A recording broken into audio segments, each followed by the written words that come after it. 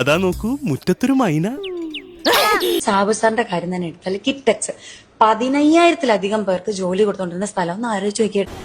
എന്നിട്ട് ഒരു ഗ്രാമമാണോ? അല്ല, എനിക്ക് തോന്നുന്നു ഒരു നിയോജക മണ്ഡലത്തിലെ ആൾക്കാരുണ്ട്. അത്ര ആളുകൾക്ക് ജോലി കൊടുത്തോണ്ടിരുന്ന സ്ഥലമാണ് കിറ്റക്സ്.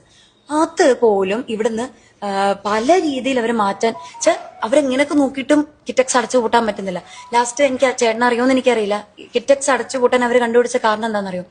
പണ്ടത്തെ പഴയ നിയമത്തില്, നമ്മുടെ രാജഭരണം ഉണ്ടായിരുന്ന സമയത്താന്ന് തോന്നുന്നു, ഉണ്ടായിരുന്ന നിയമത്തില് ഈ നമ്മൾ ഇതുപോലുള്ള വ്യവസായ സ്ഥലങ്ങളിൽ ഈ തുപ്പൽ കോളാമ്പി വേണം എന്നുണ്ടായിരുന്നു. അതൊരു മസ്റ്റായിരുന്നു. ഇവരുടെ അത് എവിടുന്നൊക്കെയോ തപ്പിപ്പിടിച്ചിട്ട് ഇവരുടെ ആ ഇൻഡസ്ട്രിയിൽ തുപ്പൽ കോളാമ്പി ഇല്ല. ആ പേരിലാണ് ആ സ്ഥാപനം, കിറ്റക്സ് എന്ന സ്ഥാപനം, ഈ നാട്ടിൽ നിന്ന് അടച്ചുപൂട്ടലിന്റെ വക്കിലെത്തിച്ചത്, അല്ലെങ്കിൽ അടച്ചുപൂട്ടിയത് എന്ന് പറഞ്ഞാൽ ചേട്ടൻ എന്താ തോന്നുന്നേ?